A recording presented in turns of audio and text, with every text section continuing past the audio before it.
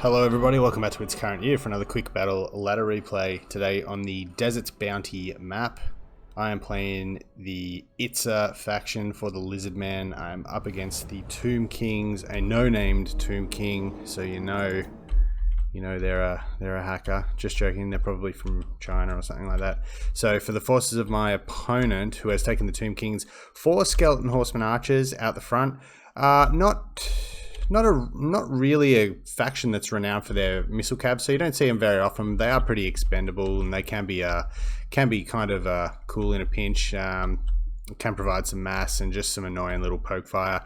In the back here, we have a little sort of star formation of skeleton spearmen, as well as 2 sepulchral stalkers, 2 Hyro Titans, which are a really cool pick. Obviously, Hyro Titans are, as well as having one of the most incredible unit models, have some bound spells, so Shem's Burning Gaze and Spirit Leech. They also have the what's the little thing here, the Spiritual Conduit, which does sort of act as basically like, I guess, like a little mini sort of Arcane Conduit passive. And with Ark in the Black, who has obviously Greater Arcane Conduit himself and the Staff of Nagash, it's obviously some massive potential for Winds of Magic regeneration here. As we said, Arkan is the Lord for today. He's taken obviously the Staff of Nagash and the Tomb Blade of Arkan, and he has taken Spirit Leech as well. So 3 Spirit Leeches on the field at the moment, as well as the Purple Sun.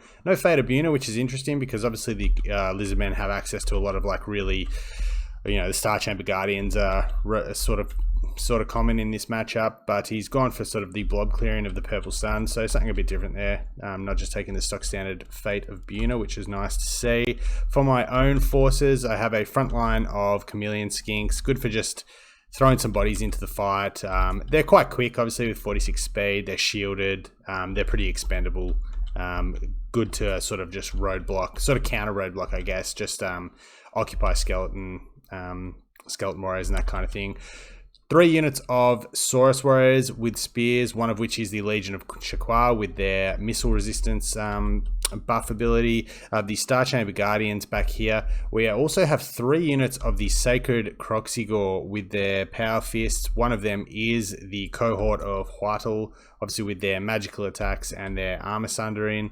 So bit of punch here, bit of armor piercing, good for punching down constructs. And I do also have a unit of Feral Cold Ones here, just had a bit of spare points left over. For my hero core, I have a Beast Priest.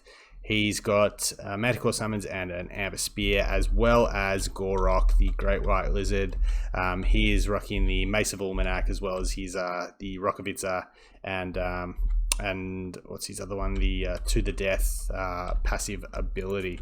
So we'll get it underway. Obviously wanted to sort of try the Sacred Kroxigor here. I actually thought that they were anti-large when I was selecting them. It wasn't actually until I got into the battle. So obviously I had the idea that these guys can sort of use their mass to gang up on, maybe if I saw Cetra on a War Sphinx or something like that.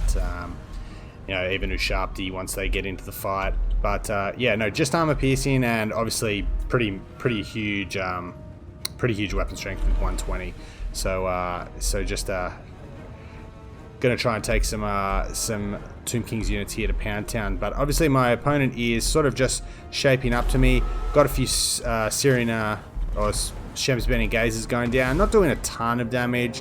Bit of damage to the cohort of Huatl. I think one of them also was aimed at Gorok, and there is obviously just some light skirmish fire. I did sort of just sick the Cold Ones out here just to annoy these two. They've got 90 armor and they have a not the biggest HP pool, but figure they just keep them occupied. Likewise here, I sort of originally had the Skinks just going out with their shields to try and block some chances, but as the front lines meet, I am sort of trying to charge through and push through and get onto the Hyro Titans to try and work them down with the Star Chamber Guardians. I will be trying to push through here as Gorok's taking a Spirit Leech, but I want to try and get these the other Sacred Kroxigor in and over on the Sepulchral Stalkers. That's actually a misclick for me. I'd meant to go after Arkan with that Manticore summon, but just with the camera angle where it was at, the banners sort of overlapped, and I did put him down on the Sepulchral Stalkers. He might take out a couple of unit models maybe, and they'll stop them from shooting at least, so not the worst trade. Here's the Purple Sun that we mentioned before going down. Sort of a bit of a whiff. It might actually pivot into that. That's actually pivoted into that Saurus Warriors and done a fair bit of damage at the expense of a Skeleton Spearman, but you probably take that trade on face value. And my Cohort of Whittle and my Sacred Kroxigors here are really having a bit of a smackdown put on them here. The armor-piercing shots of the Sepulchral Stalkers over here are doing a lot of damage as we see an Amber Spear come into the Higher Titan. I'm trying to get as much sort of armor-piercing, just chipping away at the health there. But again, you know, the Sepulchral Stalkers are allowed to just fire here, and I think because I have a few unit models tied up in combat here, they're just dropping their movement orders, or I might actually, I think I might have actually just tried to move them over here, but even so, these guys are just getting pounded from all angles. Likewise out here, the Cohort of Whittle haven't really done a lot, and you know, my infantry now is sort of just getting held back by the Skeleton Spearmen. Skinks aren't going to break through very easily. Even Saurus Spearmen, you know, they're not going to fight, you know, super effectively against sort of chaff infantry like Skeleton Spearmen. And Gorok now is in a situation as a large model where he might be in a bit of strife here. The Sepulchral Stalkers could be committed to combat. Obviously, they don't want to get too close to the Legion of Shaqua, but their armor-piercing missiles even are just really putting a bit of a hurt on Gorok. He's down to just over 1300 HP. I have managed to sort of get some Saurus Warriors in and to shut down these Sepulchral Stalkers, but they have at least used pretty much all their ammunition. These ones not so much. The rallied Sacred Kroxigor are trying to gang up on this Higher Titan, and you can see a fair bit of HP has been taken off them, but they do have a large HP pool, and he's trying to get them in on the infantry here, trying to force path through, maybe just to get some terror outs. But again, these obviously got these guys on guard mode, even though they're sort of you know, getting swamped by infantry, but those armor-piercing missiles are doing a ton of damage, and Gorok here, with the help of the Ushabti, some armor-piercing shots from these Sepulchral Stalkers, he's just getting absolutely pounded by a number of different threats here. The Skeleton Horsemen have sort of stayed pretty healthy, but I'm okay with them using their ammo on skink cohorts.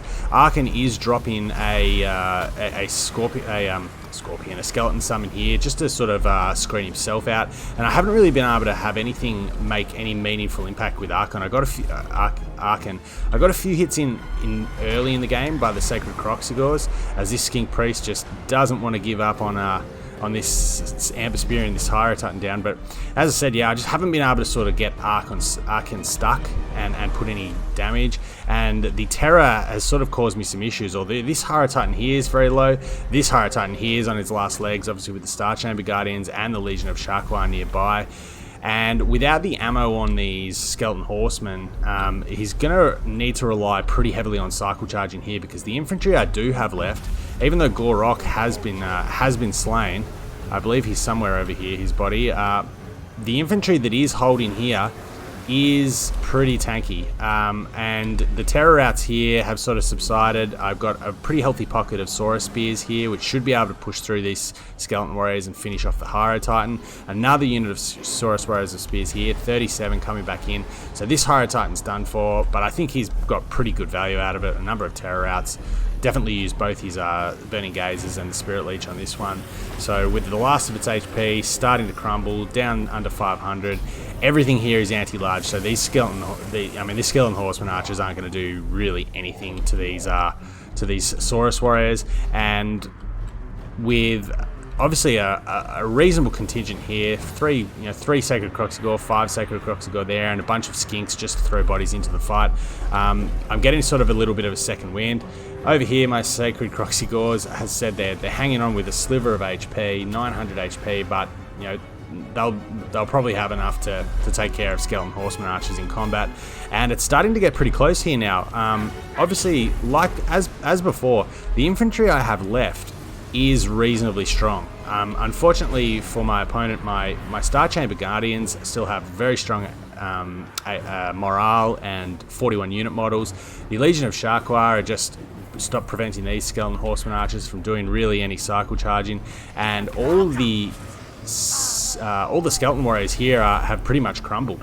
Yeah, so Skeleton Horseman Archers are really not going to put up much of a fight against anything I have left.